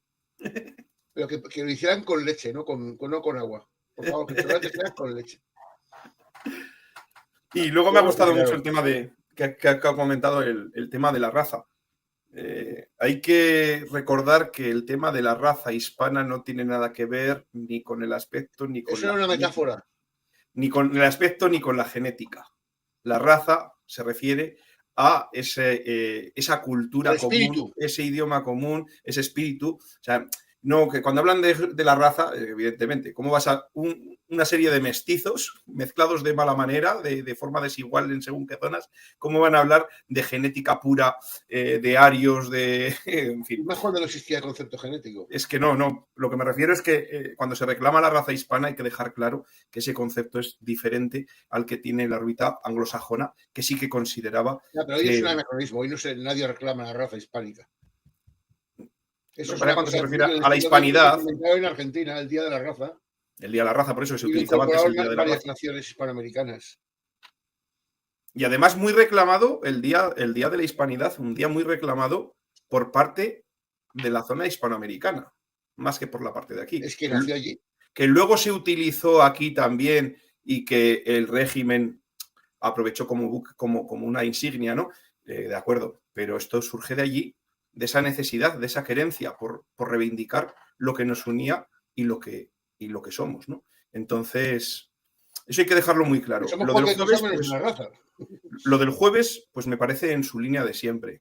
Son unos hijos de puta, no tienen otro nombre, o sea, no voy a andar con eufemismos. Perdón por la expresión. Son gente mala. Sí, perdón por las prostitutas que se dedican a ello honradamente. Honestamente. Son más honestas que algunos periodistas. Estos, bueno, ya conocéis yo cuelgo muchas miniaturas, muchos dibujos de Santi Orue, que era dibujante del jueves. Se tuvo que ir por motivos ideológicos porque no era suficiente para ellos el que hiciera chistes de un lado y de otro. Estaba viendo ahora, consultando portadas, una portada que salía el de Ciudadanos Rivera aliándose con Vox, con Abascal. Y lo sacan a los dos baboseando, metiéndose la lengua, además de una forma también, pues como esta imagen así súper asquerosa y tal. Es que siempre van en la misma línea, no hacen sátira política, hacen ideología de izquierdas, promover a Sumar, a Podemos, al PSOE y para de contar. Y todo lo que salga de ahí, iglesia, curas, hombres blancos, de derechas, empresarios, en fin. Tienen estudiado el mercado y saben cuál es su nicho de mercado y van dirigidos a él. Esa es la explicación que se le puede dar. Pero cuando yo era chaval, el jueves se podía comprar. Ya. Se podía comprar. Y te hacían solo pueden comprar la mitad de los potenciales clientes. Pero ya hace tiempo que es que no es que digas, porque yo hay bromas que te hacen con mala leche que me río. Dices, joder, qué ingenioso ha sido esta persona, ¿no? Que aunque tú veas que te está metiendo en zasca, pero que joder, qué ingenioso, te ríes con ello. Pero esto no es ni gracioso. O sea, es que esto es desagradable. Aparte de intentar modificar la realidad, ¿no? Y además modificarla de forma torticera. Me duele especialmente, pero bueno, es una más del jueves. Una más del jueves. Y como la polémica está sobre la mesa... A mí lo que más me duele no es el jueves, sino la estrategia de información que se gastan no solo en América, incluso en España, contra nosotros mismos. Porque al final es tirarnos piedra contra nuestro propio tejado. Da igual que lo haga un español o un francés, un español, un argentino o un mexicano o un colombiano. La gente no se da cuenta de que hablar de España, con referencia a la historia de España, es hablar de sí mismo, da igual de qué nación seas. Entonces te estás tirando piedras contra tu propio tejado y te estás dañando a ti mismo. Y eso es lo que sucede, que todo el mundo quiere hacer leña del árbol caído Y eso no va así, porque ese árbol es el tuyo y no está caído, porque somos una civilización con mucha vitalidad. Y tenemos la previsión de crecimiento más grande del mundo. Entre otras cosas, cuando estás muy abajo tienes muchas opciones de crecimiento. Y chinos, rusos y gringos se nos rifan por poder controlar económicamente nuestro crecimiento. Y Los ahí es donde viene el recursos y el error, mercado. debemos de recursos y el controlarlo mercado. nosotros, nuestro propio crecimiento. Y poder Los- deshojar como si fuéramos una margarita. Pero balcanizados entre 22 o 25 repúblicas bananeras, que es lo mismo que están haciendo dentro de la misma España. Intentar balcanizarnos, para que seamos más débiles, para que perdamos esa identidad. Todo es válido, con tener un papelito ya formas parte de una cultura, da igual que te integres que no. ten en cuenta que es que el resto de Europa, que, bueno, algunos países son más ricos que España. España es la cuarta potencia económica de Europa y el segundo país más grande. Pero es que a lo largo de la historia, los últimos siglos siempre han sido todos mucho más pobres que España. Si lo miramos bien. Y eso está demostrado porque España, al mismo tiempo que conquistaba medio mundo y exploraba todo el mundo, pues al mismo tiempo mantenía guerras constantes con Inglaterra, con Francia, con Holanda, con el Imperio Turco, y a todos, durante 200 años prácticamente a todos los derrotó, al mismo tiempo que conquistaba medio mundo. Y siempre combatiendo en minoría, en inferioridad de condiciones. Eso ellos no lo dicen, pero seguro que lo piensan de acuerdo a la propaganda que hacen. Porque ellos, ¿qué tienen? Ellos tienen ríos navegables, que son excelentes vías de comunicación en el centro de Europa, y sus países sobre una mina de carbón, que es la energía que les posibilitó desarrollar la industrialización. Y tienen agricultura por todo su territorio, cosa que nosotros lo tenemos limitado en las vegas de los ríos y poquito más. Ahí eso no lo sabía yo. En Francia, en Alemania, en tal, tienen agua suficiente. Nosotros no tenemos agua para la agricultura. ¿Qué tenemos? Casi todo España es un secarral. Te sales de las vegas de los ríos y no hay más que ver cómo está distribuida la población. Te sales de las vegas de los ríos y es todo secano. Secano, hoy en día se puede cultivar y tal. Lo digo. Cultivar con la tecnología de hace, no te voy a decir ni 500 años, te voy a decir con la de hace 100 años. En secano, el cereal en secano, en los campos de Soria, eso no crece nada. O sea, necesitas avanzar mucho. Yo recuerdo un cliente del negocio donde yo trabajaba que venía, había vivido toda su vida en México y habían vuelto al final a España, ¿no? Pero se había criado en Soria. Y decía, joder, los riojanos, dice, aquí da gusto cosechar. Dice, avanzas y de 2 golpes de hoz te llenas la brazada. Dice, en Soria tenías que avanzar y avanzar y avanzar y avanzar y no llenabas nunca los brazos de grano, ¿no? Del cereal. Y eso es así. No había alimentación. Por eso había una población de 6 millones de habitantes, porque no había comida.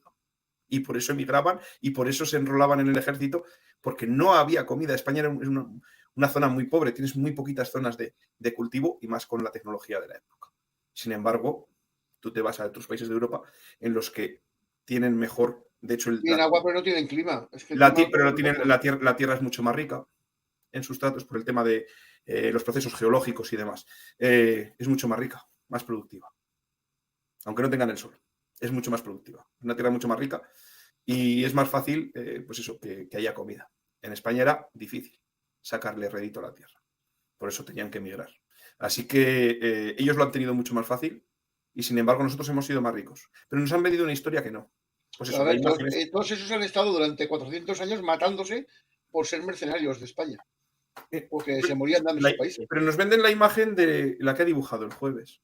Igual que te venden una imagen de que el buen marino, nos han vendido que el buen marino era el inglés y que los españoles eran poco más o menos que mierda. Te decían la frase de... Tenía capacidad de navegar más allá de cabotaje y tuvo que ser un piloto español de origen italiano el que les cruzara el Atlántico, porque ellos no podían. Pero me refiero que los ingleses decían, no recuerdo cuál de ellos era,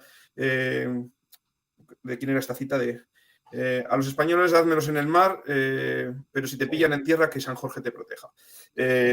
Diciendo que en tierra eran muy buenos, pero que en mar no. Les ganamos Que tampoco es verdad. Les ganamos todas las batallas en el agua. Había un camino, una autopista para volver, que solamente podían volver en una época determinada del año por una zona de corrientes determinada, y los piratas esperaban para hacerles emboscadas. O sea, que es que era muy fácil, es que esperaban en la carretera, o sea, en carretera marítima, ¿no? Tenían que esperar en esa zona y les hacían los ataques porque sabían por dónde iban a pasar y cuándo iban a pasar. Y aún así, los españoles ganaban esas batallas. ¿Por qué? Porque no eran capaces de hacerle frente, porque habían hecho un buen sistema, porque la infantería de marina era brutal, la primera infantería de marina, eran muy buenos combatiendo en el agua, eran buenos navegando, eran cojonudos. Lo que pasa es que te han vendido una imagen de que, oye, yo como inglés tengo que vender una propaganda que no era correcta. Te venden la dichosa Armada Invencible, que es la que te enseñan en todos los institutos en España. La Armada Invencible. Encima compramos hasta el nombre. Pero, sin embargo, no te explican nada de la contraarmada. Como mucho, si te quieren explicar un poquito de María Pita para reivindicar el feminismo y alguna mierda de esas, que se reiría María Pita de estas feministas, de pelo en sobaco.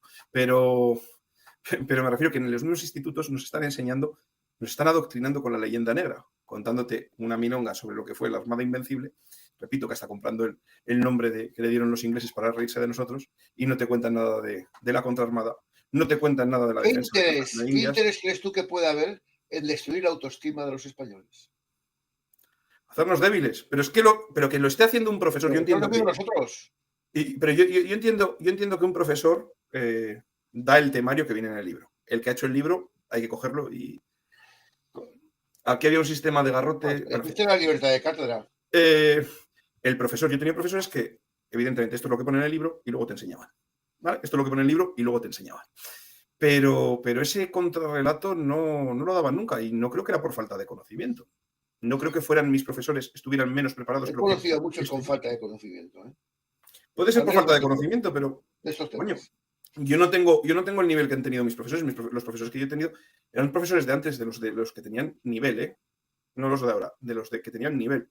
Y encima de los que te hacían hacerte preguntas y tal. Y gracias a esa apertura de mente que te han metido en la cabeza, pues has tenido inquietud por aprender, tú por libre. Pero ojito, que te meten la mierda de la leyenda negra, te la meten los mismos profesores que deberían contarte otra cosa, porque todos los estudios dicen lo que hay. O sea, es que no. Pues bueno, te venden la historia de Fray Bartolomé de las Casas, no te dicen que era un obispo que no salió del palacio en su puñetera vida y que era negrero, que era esclavista. Y que compraba un relato del victimismo parcial, sin conocer la realidad. Y eso no quiere decir que no hubiera casos, porque evidentemente los hubo, pero nos vendía una realidad que no correspondía a lo que realmente se vivía. Por solamente hay que ir a los datos de los resultados. Vamos a ir siempre a los datos de los resultados. Pero sobre Bartolomé de las Casas hay que analizarlo con profundidad. Y quien lo estudió muy a fondo fue un historiador español muy famoso, que ahora no me sale el nombre. Y estudió qué es lo que había detrás de Bartolomé de las Casas. Menéndez y Pidal. Y Menéndez Pidal llegó a la conclusión de que tras estudiar Bartolomé de las Casas, él cobraba, por orden del rey, llegó a cobrar hasta 350.000 maravedíes oro al año. Eso, no sé si sabes, eso, la equivalencia en el presente, al siglo XVI, eso equivale en el presente a 6 millones de euros. Estaría muy bien con el PSOE, la verdad. Sí, se lo llevaría muy bien con el PSOE. No voy por ahí. El tema está que Bartolomé de las Casas, aunque nos hizo mucho daño, eso fue un efecto colateral. Te explico. Tras la promulgación de las leyes de Indias, pues pasó una cosa que ya se veía venir. Y es que los conquistadores y sus descendientes trataban de patrimonializar sus descubrimientos y conquistas, por encima de que sus descubrimientos y conquistas eran para España y por España. Entonces él se preveían rebeliones, sediciones. Y Bartolomé de las Casas, con sus mentiras, era un personaje muy útil para la corona española. ¿Por qué? Porque tenía señalados y estigmatizados y criticados a los encomenderos, que no los veían en pintura, pero que decía perrerías de ellos. Y eso le era muy útil a Carlos I. Y luego le fue muy útil a Felipe II. Porque tuvieron unos argumentos, un material gráfico que les permitió legislar todo tipo de trabas y cortapisas para que esa gente no solo incrementara su poder, sino que perdía gran parte del poder que tenía. De hecho, no sé si en 1540 y algo ya se abolieron las encomiendas. ¿Tú me entiendes? Que por cierto, las encomiendas... pero es que eso fue una arma de doble filo. Porque la intención era tener a esos estigmatizados para restarles el poder, la omnipotencia que estaban alcanzando. Que por cierto, pero luego resultó que ese material gráfico, esas obras, cayeron en manos de holandeses y de ingleses y las utilizaron a su favor y en nuestra contra. Ese fue la falta de previsión nuestra. Pero Bartolomé de las Casas no era ningún traidor, ni ningún antipatriota, ni ninguna mala persona que actuase con vileza. Todo tenía su razón de ser. La corona le pagaba un dineral por hacer lo que hacía. Y la verdad era secundaria. Lo importante es tener frenados, parados y bien sujetos a los encomenderos.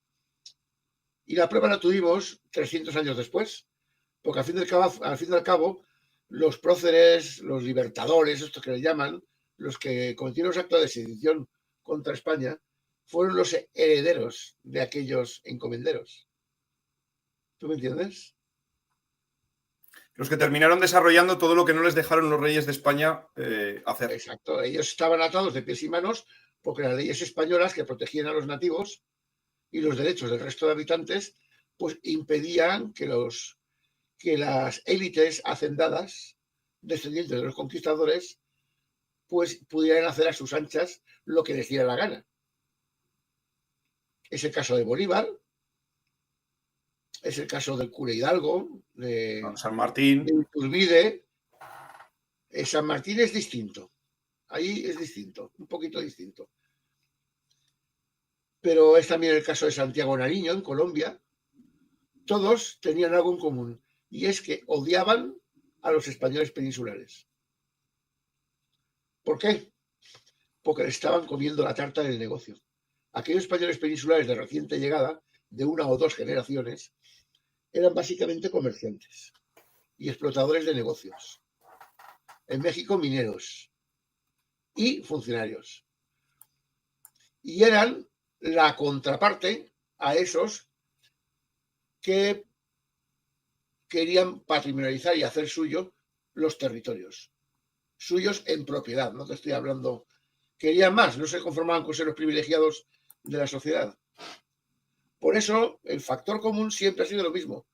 ¿Qué sentido tiene querer defender los derechos de Fernando VII como excusa para montar una revolución contra los franceses, que eran los que habían hecho prisionero a Fernando VII, y eso tenía que pasar por matar a los españoles peninsulares?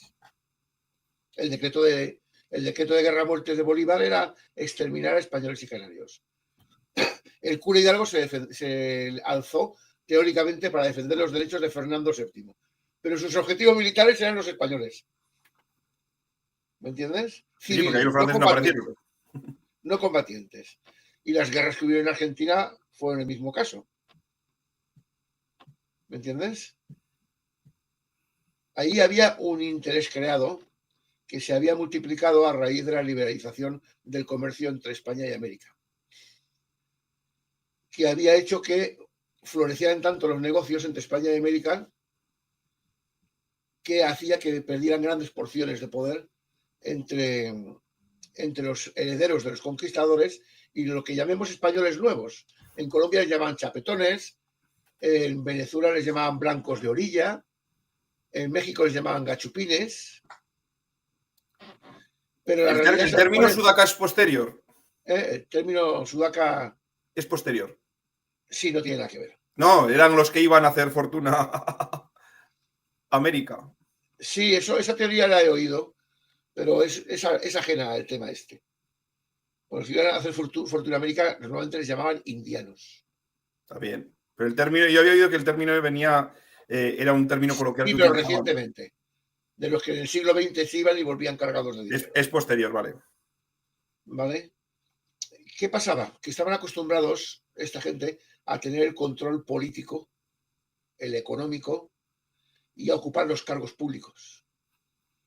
Pero la gran influencia de españoles les disputaban los cargos políticos y los públicos, que estaban acostumbrados a repartírselos entre ellos. ¿Vale? Eso se lo repartían entre ellos.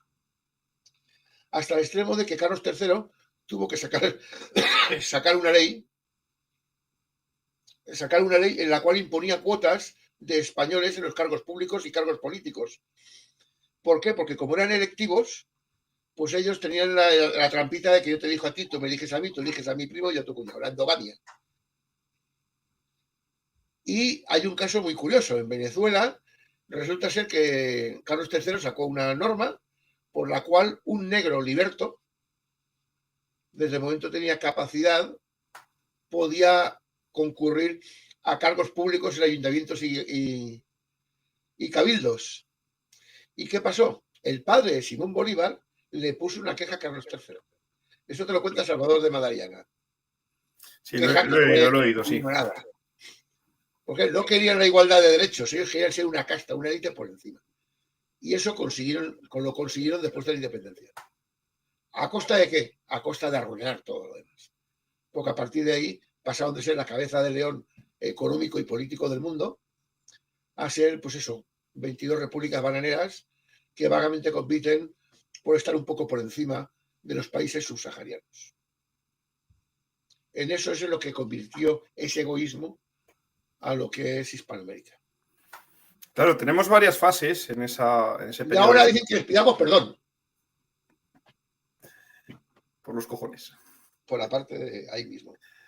Aparte de que nosotros no somos responsables de lo que hicieron nuestros ancestros, no lo hicieron nuestros ancestros.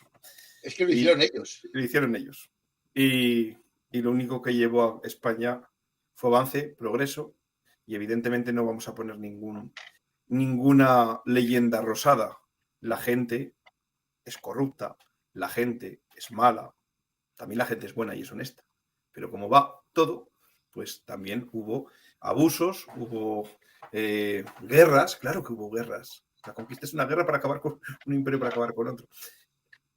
No hubo un genocidio, porque no se puede decir cogenocidio, porque no hubo un genocidio.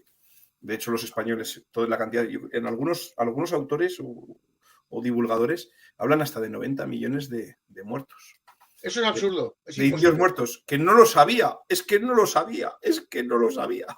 No, es que era imposible, que no tenían capacidad de alimentar a tanta gente. Pero te hablan de 90 millones de muertos, que tú dices, si fueron en total entre todos los años unos 300.000 españoles, en caso de que todos fueran hombres jóvenes en edad militar, tenían que matar, no sé si salían las cuentas, de un indio cada 6 segundos o una cosa así. No sé si les daba un indio cada 6 segundos, tenían que matar para alcanzar esas cifras. O sea, depende de qué cuentas se hacen. Es que eran auténticas máquinas de matar.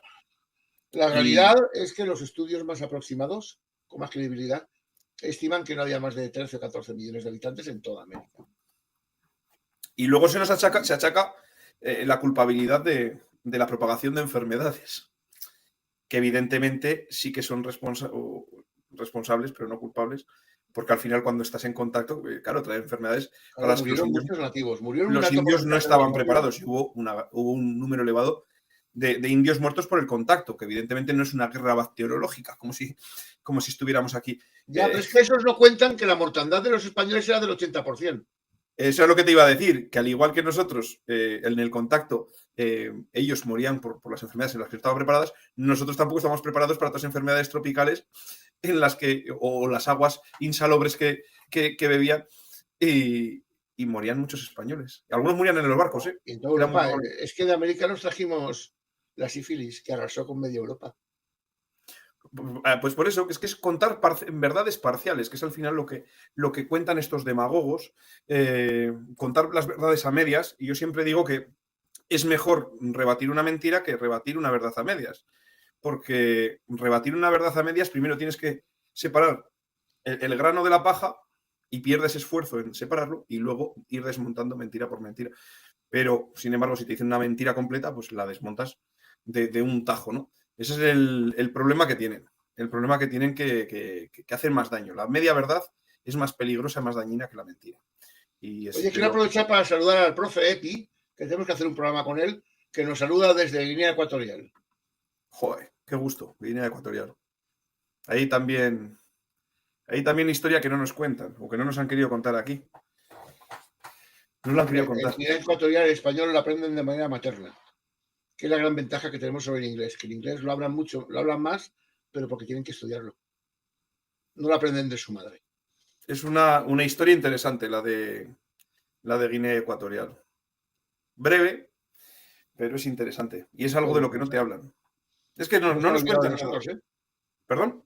Que no se han olvidado de nosotros. No, lo sé. Y es que nosotros tenemos muchas responsabilidades por el mundo y es de dejar abandonadas a mucha gente. Eso sí que es verdad.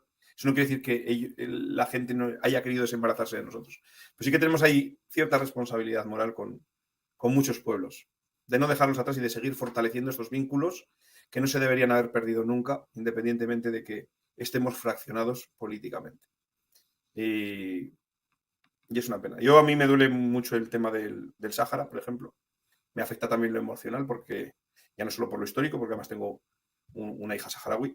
Y ya no solo me afecta en lo... No sabía eso de ti, no me lo habías contado. En lo moral histórico. Sí, a ver, está en los campos, ya no puede volver.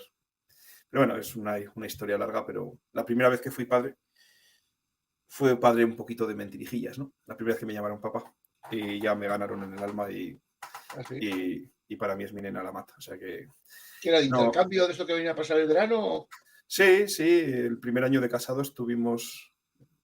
Bueno, mi mujer me dijo en los primeros meses de casado, mira, oye, que hacía falta, salió en el periódico una noticia de que hacía falta padres de acogida para niños que les han quitado sus padres, el Estado les ha quitado a los padres el Estado, ¿no? Digo, nena, ¿sabes en qué te estás metiendo? Padres con drogadicción, malos tratos, abusos, alcoholismo, tal. No. Digo, ojo, que nos metemos en un asunto muy gordo. Y ya no lo dije por ya solo las consecuencias que puedes tener lidiando con esta gente encima que estás haciendo lo correcto y lo bueno, sino porque a mí no estaba emocionalmente preparado para enfrentarme a un caso de tener que ejercer de padre con un niño que haya padecido por todos esos traumas. Yo no me veía emocionalmente con fortaleza, porque me afectan mucho estas cosas y entonces iba a sufrir mucho. Igual luego lo hubiera vivido, no lo sé, pero bueno. Dije, otra cosa es el tema de que los niños que vienen en verano y tal, al día siguiente me dijo, oye, este verano vamos a ser papás de acogida y va a venir una niña de 8 años. Que luego tenía 6, pero bueno. Y eso fue el primer año así, de aquella manera.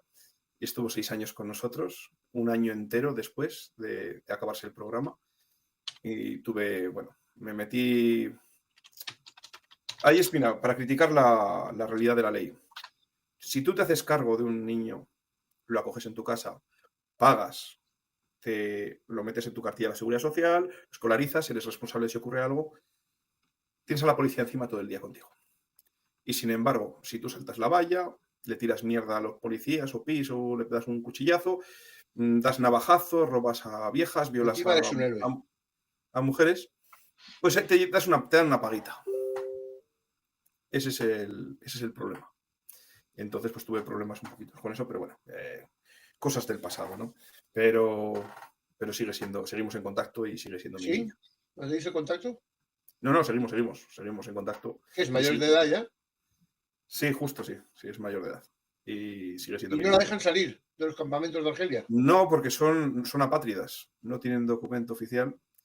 A los varones, sí que se les hace contratos de trabajo con el pasaporte argelino y tal. Las mujeres tienen que estar allí y parir muchos niños para volver a ser un pueblo grande y... No quiero soltar a las hijas. Las niñas no. Si quitas el niño, no hay problema. Si quitas a la niña, sí. Es otra mentalidad. conocí el mundo musulmán a través de ella. A ver, ya que he conocido, ¿no? Pero lo viví, son diferentes, ¿eh? La verdad es que no tiene nada que ver con los ¿Sabes lo que marroquíes. pasa? Que vienen aquí, conocen cómo viven las mujeres en Europa y dicen, yo lo otro no quiero, no quiero.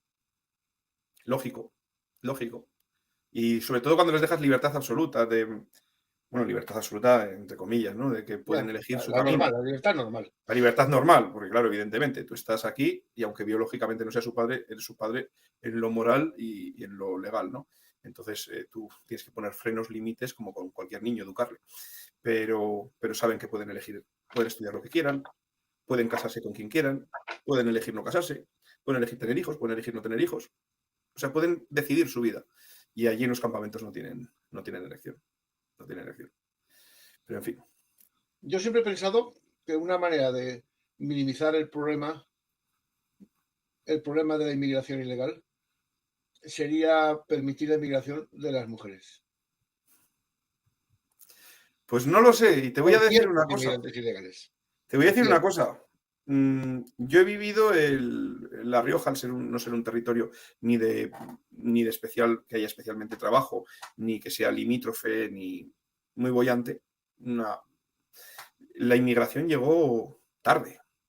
Y yo conocí cuando llegaron los primeros pakistaníes a mi zona, al entorno de Logroño, una zona rural del entorno de Logroño. Eran todos hombres.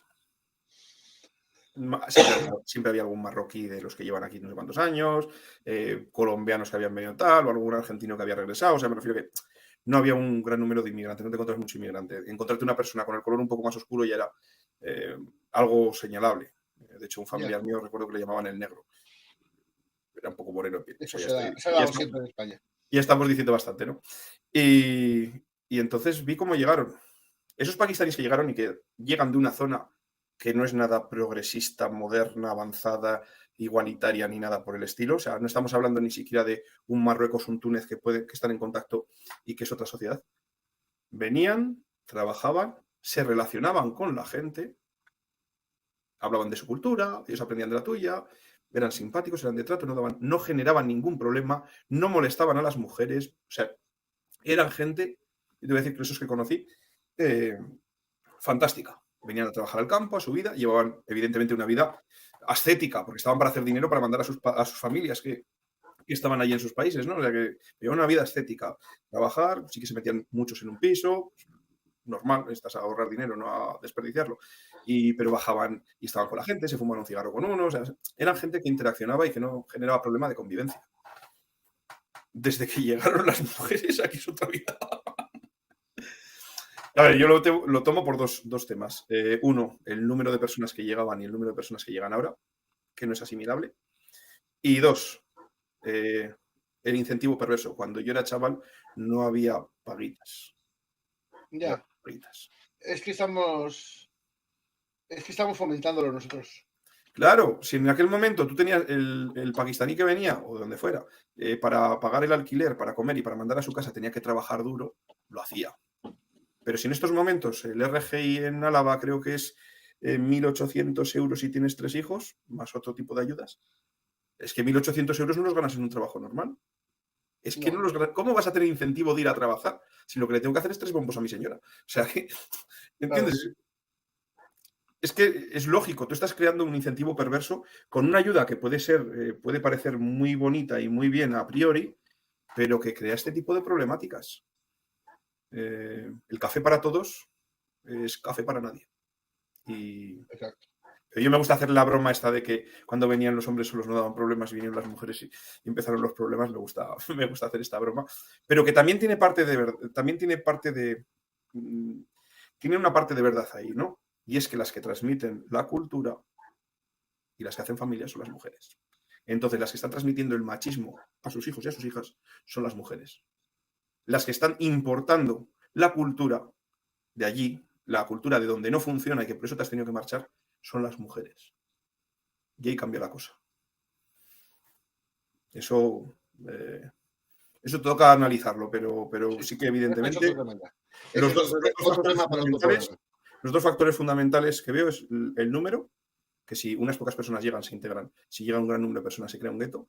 Y segundo, el incentivo perverso de que si te sale a ti mejor, trabajar, o sea, quedarte en casa, rascándote las bolas y no madrugando y saliendo a dar un paseo a media mañana a fumarte un cigarro, o levantarte a las 5 de la mañana y partirte el lomo todo el día, pues la elección es sencilla. La haríamos nosotros también, ¿eh?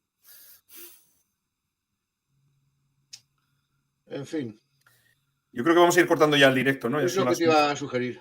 Las 11:30, mañana a las 5 tocan Diana. Somos pobres y tenemos que Nos comer. despedimos de la audiencia y ahora nos despedimos en privado tú y yo. Sí, tranquilo. Llevamos 2 horas de programa y estamos encantados de estar con vosotros. Saludos a Emilio, a Epi, a Jordi, a Freya, en fin, a todos los que habéis participado hoy, amenazándoos de que volveremos. Como dijo MacArthur, I'll be back. Adiós a todos, ¿eh?